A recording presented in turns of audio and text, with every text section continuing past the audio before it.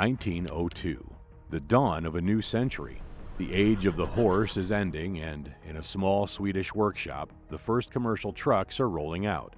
But the debut was a public disaster.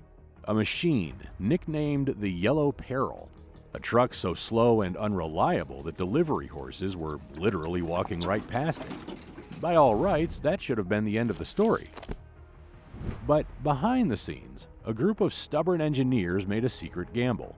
They sold millions of German family cars just to bankroll a private obsession with horsepower. This is the unauthorized history of how a rolling embarrassment survived bankruptcy, a billion-dollar cartel fine, and the rise of the legendary V8, only to face the one thing no mechanic can fix: the silence, the electric future.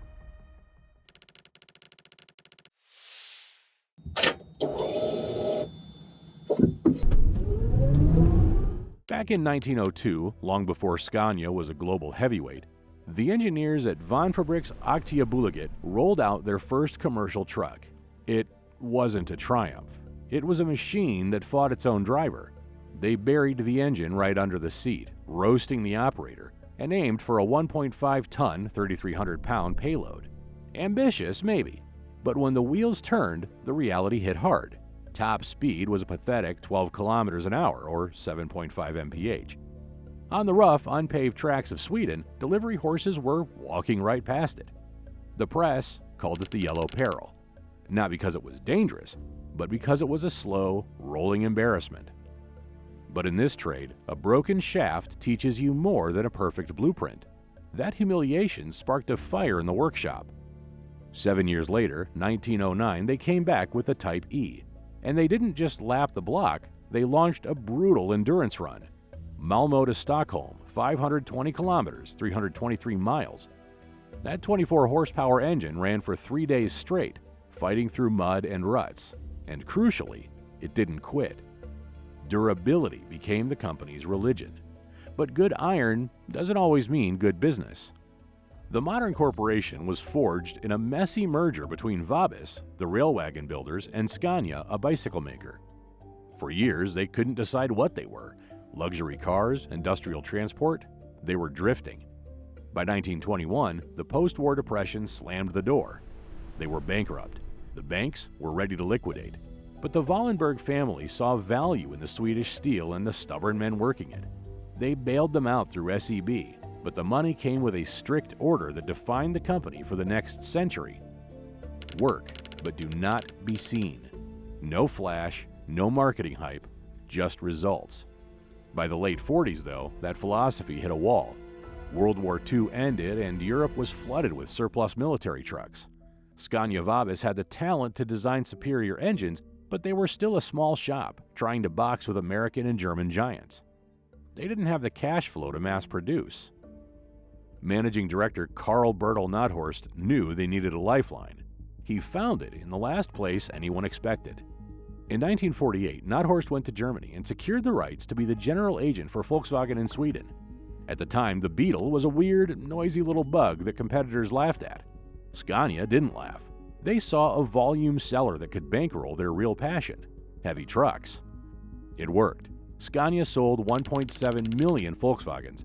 And here's the irony. Profits from selling German family cars paid for the weapons that would destroy German truck manufacturers.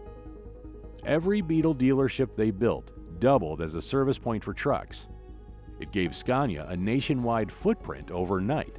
That cash injection let them skip the small steps and go straight to the heavy hitters. In 1949, they launched direct-injection diesel engines, pushing output to 135 horsepower. It sounds modest today, but back then it was a durability revolution. Then came the breakthrough in 1954, the L71 Regent. This wasn't just another truck, it was a dedicated heavy hauler built on Beetle money. It allowed Scania to corner the market. By the late 1950s, they owned 70% of the heavy truck segment in Sweden.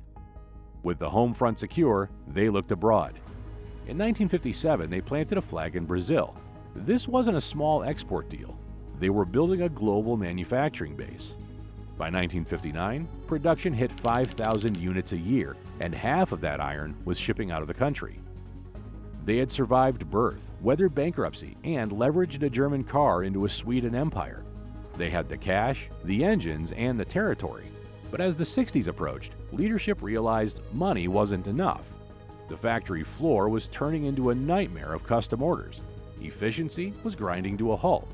To own the next century, they had to stop looking at trucks as individual machines and start looking at them as standardized equations.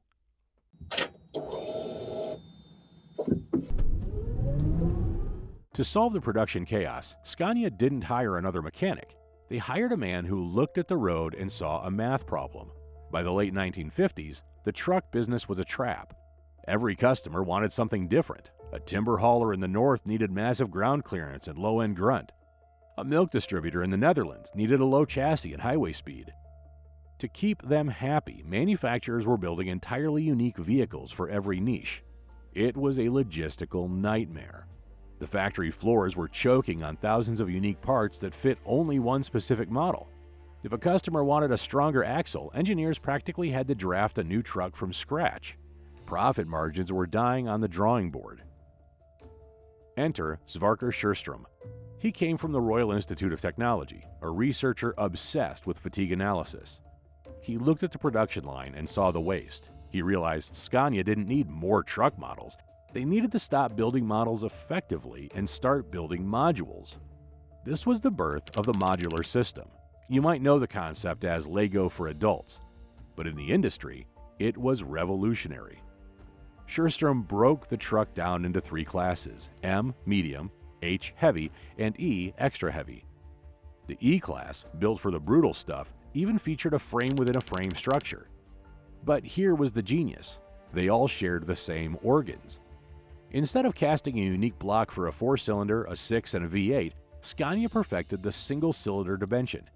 Whether that piston was going into a city bus or a massive logging truck, the connecting rod, the cylinder head, and the piston itself were identical. Suddenly, Scania could offer infinite configurations with a fraction of the inventory. A customer could order exact specs, and the factory could assemble it from stock without designing a single new part. But the industry didn't applaud. They were suspicious.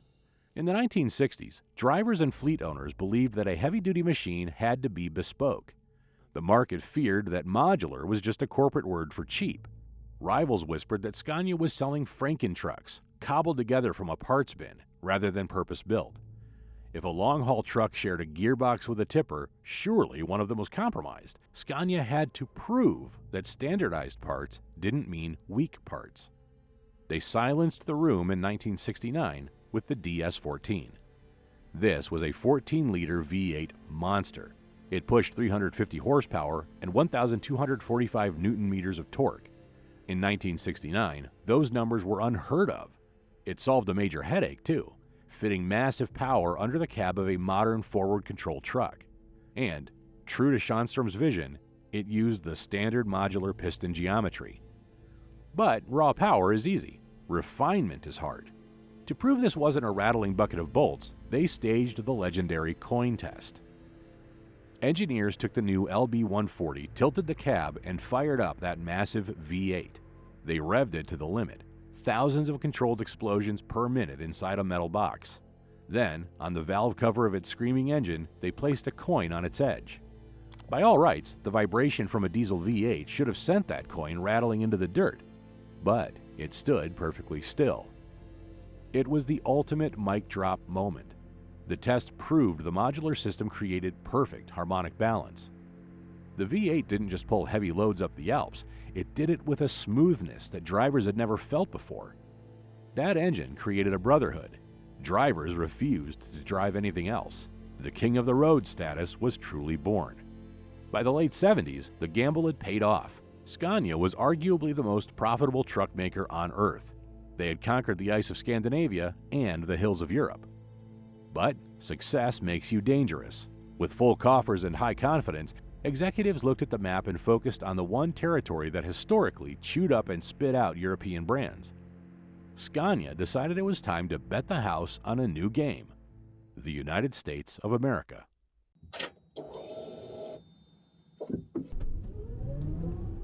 By 1980, Scania pushed all their chips to the center of the table. The gamble was Project 6060. This wasn't a facelift or a headlight swap. It was a total reconstruction of the company's manufacturing logic.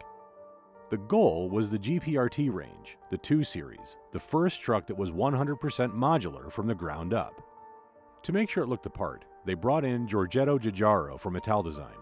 Now, usually when you hire an Italian stylist for a heavy truck, you get something pretty that breaks in a week. But remember, this was the Saab Scania era. The marketing boys were screaming about aircraft heritage and pilot-focused engineering. For once, it wasn't just fluff. Giugiaro did something practical. He bent the dashboard. He wrapped the controls around the driver. For the first time, you didn't have to lean out of your seat to hit a switch. It was the first truly ergonomic cab. Scania poured nearly every dime they had into this. It was a moonshot. If the 2 Series failed, there was no plan B. They would run out of operating capital and get eaten by a rival. Technologically, the truck was a masterpiece. It set the aerodynamic template for the legendary 3 Series Streamline. By 1995, they refined this further with the 4 Series and the Bertone design, solidifying the rounded look we know today. They made wind resistance cool before fuel economy was even mandatory.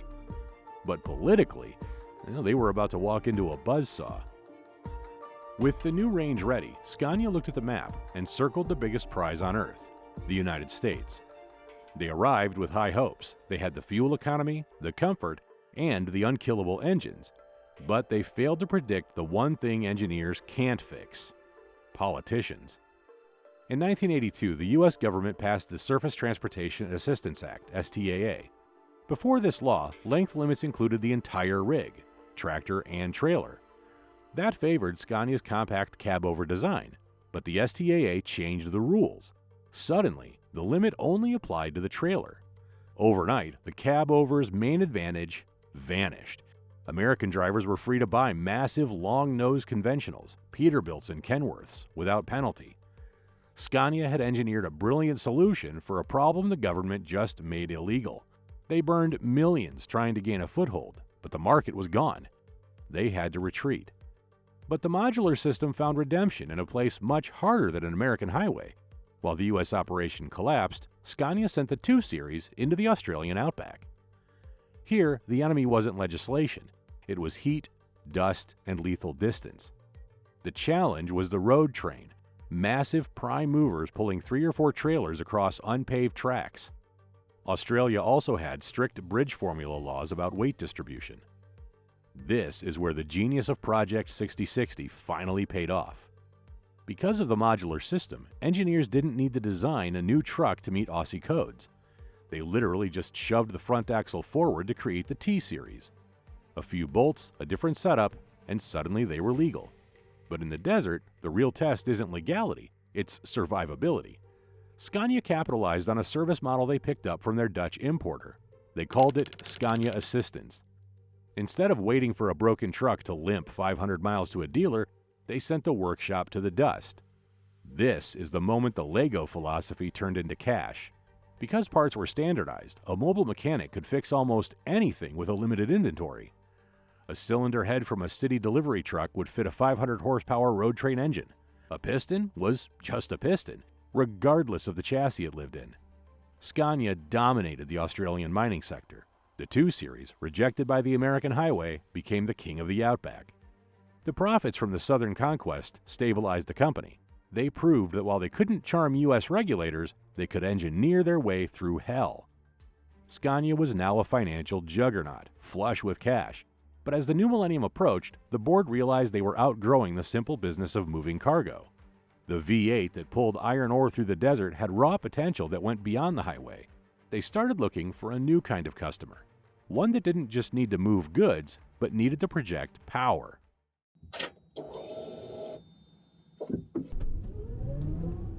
You probably know the Scania badge from the slow lane, hauling timber or shipping containers. But by the turn of the millennium, the company took that legendary V8 and threw it into a much nastier fight. If you served in the Swedish or U.S. Navy during this era, you know the CB-90 class fast assault craft. This isn't a delivery vehicle. It's a shallow water brawler designed to scream across the water at 40 knots with a hull full of troops. Deep inside that armored shell, you won't find a marine turbine. you'll find twin Scania V8 diesels. These boats are famous for the crash stop, going from full throttle to a dead halt in 2.5 boat lengths. That is a violent maneuver. The G-forces tear at the engine mounts and the crankshaft. Most engines would shear a bolt or crack a block. The Scania V8s didn't even blink. This was the shift. They weren't just moving commerce anymore. They were powering conflict. The CB90 was just the loud part. The real money was being made in the quiet quarters of the industry. Scania realized their modular V8 was effectively a portable power plant. Walk into a remote mine or a shipping port, and you'll hear that familiar thrum. They started dropping these engines into massive rock crushers capable of chewing granite, and into gensets that kept hospitals running when the grid failed. The peak of this industrial muscle was the Zoomlion SIFA concrete pump. This is a mechanical leviathan, a 101-meter, 331-foot boom built on a 7-axle chassis. The heart of the beast is a Scania R620 V8. When you need to push wet concrete vertically to the top of the Burj Khalifa, you can't have an engine that stutters. If the power cuts, the concrete sets in the pipes, and you've just ruined a multi-million-dollar machine.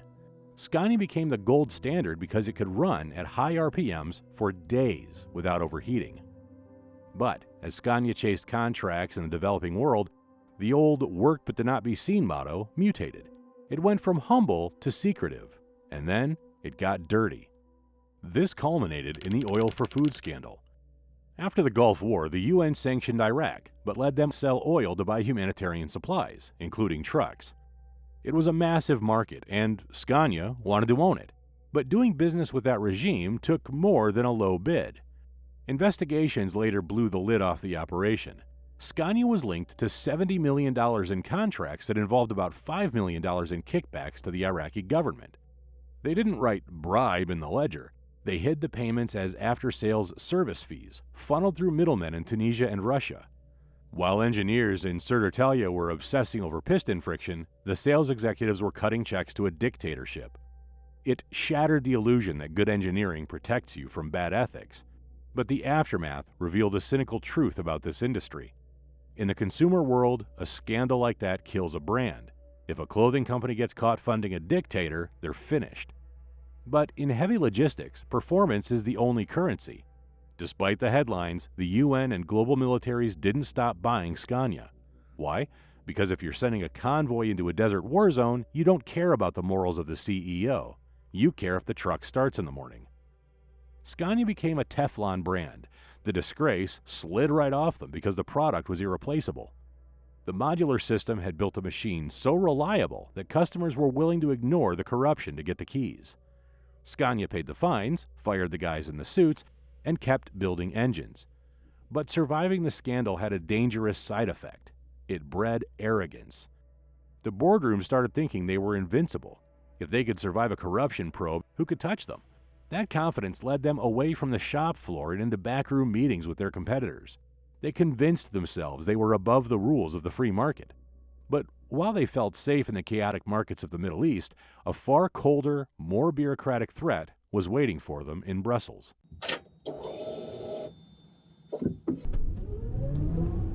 The most dangerous place for a Scania boss wasn't a logging road in the Arctic or a mine in the Outback. It was a quiet, carpeted hearing room in Brussels. The trouble started back in 1997 in what the courts later called a cozy hotel. That's where the free market effectively turned into a private club. This wasn't a vague nod between friends. It was a systematic price-fixing ring involving the CEOs of DAF, Daimler, Iveco, MAN, and Volvo Renault.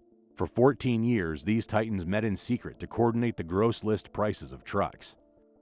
They didn't just fix the sticker price, they fixed the timing on emissions tech. When the EU demanded cleaner Euro 3, 4, and 5 engines, the manufacturers agreed on exactly when to introduce them, and crucially, how much to charge you for the upgrade. They decided that the customer, not the corporation, would eat the cost of clean air. Here's the paradox. While the CEOs were shaking hands in secret, the engineers were still at war. On the engineering floor, Scania fought a lonely battle. While competitors like Volvo embraced AdBlue to meet emissions laws, Scania stubbornly stuck to EGR, refusing to make drivers pour chemicals into their tanks. They held that line for as long as they could.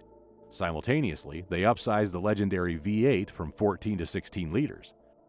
This culminated in 2010, when Scania launched the R730, a V8 monster pushing 730 horsepower. It was a direct strike at Volvo, reclaiming the title of the world's strongest truck. On the asphalt, it was a blood feud. In the boardroom, it was a partnership. But while Scania sat comfortably at this table, a predator was circling the perimeter. Ferdinand Piëch, the patriarch of Volkswagen, had been obsessing over Scania for decades. Piëch was the grandson of Ferdinand Porsche and the man who forced the Bugatti Veyron into existence. He didn't ask for things, he took them. He saw the automotive world as a collection of assets waiting to be consolidated, and Scania was the crown jewel. The Wallenberg family had protected Scania's independence for a century, but the Cartel scandal created a crack in the armor. When the European Commission raided the headquarters, the evidence was overwhelming. And here is the twist. MAN, a subsidiary of Volkswagen, blew the whistle. They ratted out the cartel to secure immunity for themselves. Volvo, Daimler, and Iveco admitted guilt, paid the fines, and moved on. But Scania refused. The leadership in Sud Italia, blinded by 50 years of being king of the road, decided to fight the commission. They argued they were just exchanging information. The regulators didn't buy it. In 2017, the hammer fell. The EU slapped Scania with a fine of 880 million euros. That was the kill shot. The fine hit just as Volkswagen was tightening its grip. The legal turmoil broke the resistance. VW acquired the remaining shares, delisted the company, and ended Scania's independence. The fierce Swedish workshop that survived the yellow Peril was now just another folder in a German portfolio, sitting right next to MAN. The impact was immediate. Under the new regime, sentiment didn't show up on a spreadsheet. This cold logic cemented the fate of the T-Series, the Torpedo. Scania had actually ceased factory production of these long-nosed legends back in 2005 due to low sales, but for years, fans hoped the new owners might bring them back as a flagship halo model. Volkswagen erased that hope. The T-Cab placed the engine out front, giving the driver a flat floor and massive living space. But it defied the standardization that VW demanded. The new bosses looked at the archive, saw a red line, and made sure the legend stayed dead. But the fan base refused to let it die. To this day, Specialized Workshop take brand new Scania cabovers and rebuild them into T-Cabs. It is a defiant tribute by fanatics who refuse to accept that the factory moved on. The king of the road had lost its crown, or at least had been forced to bend the knee to a new emperor. As the ink dried on the acquisition papers, a new threat emerged. The internal combustion engine, the heart of the Scania legend, was facing an expiration date. The noise and fury of the V8 were suddenly liabilities in a world demanding silence. While the Europeans were fighting in courtrooms, Chinese manufacturers were quietly cornering the market on the one technology that could kill the diesel engine: the battery. Scania was absolutely unprepared for the speed of this transition. To survive the next century, they would have to look far beyond Sweden for a lifeline.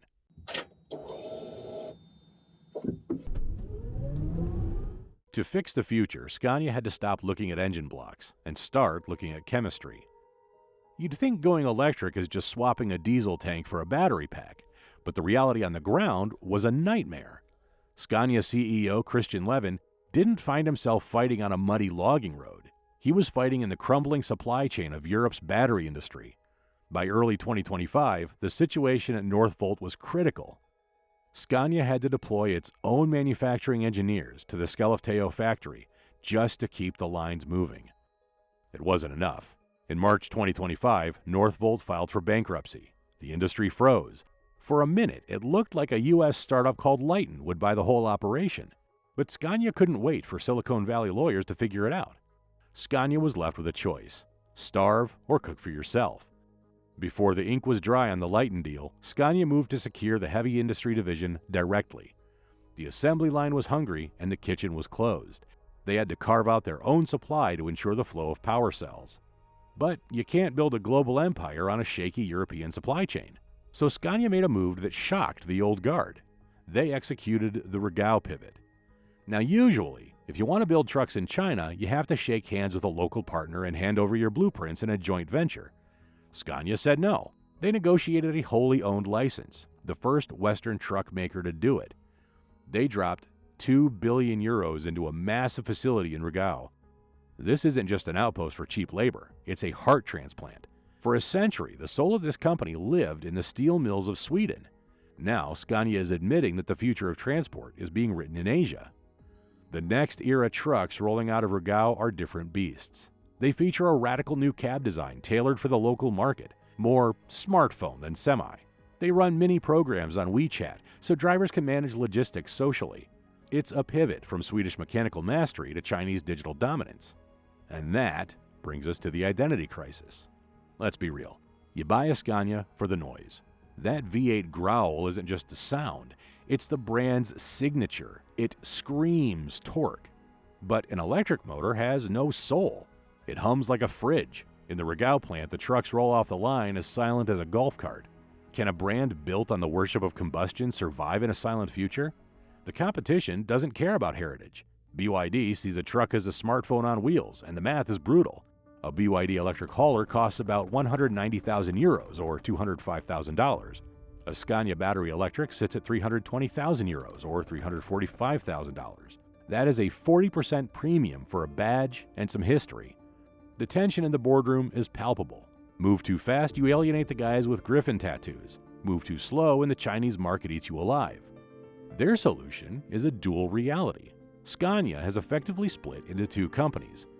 On one side, you have the 770S, the V8 King, a 770 horsepower monument to diesel, kept alive for the purists and the heavy haulers working where charging stations are science fiction.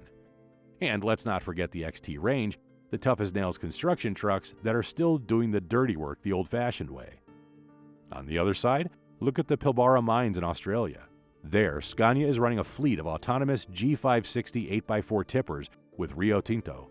No steering wheels, no seats, no drivers, just batteries and algorithms working 24 hours a day in total silence. This is the new throne, built of software and lithium, not iron and oil. As we stand here today, the roar of the 770S is still deafening, but underneath it, that faint electric hum is getting louder.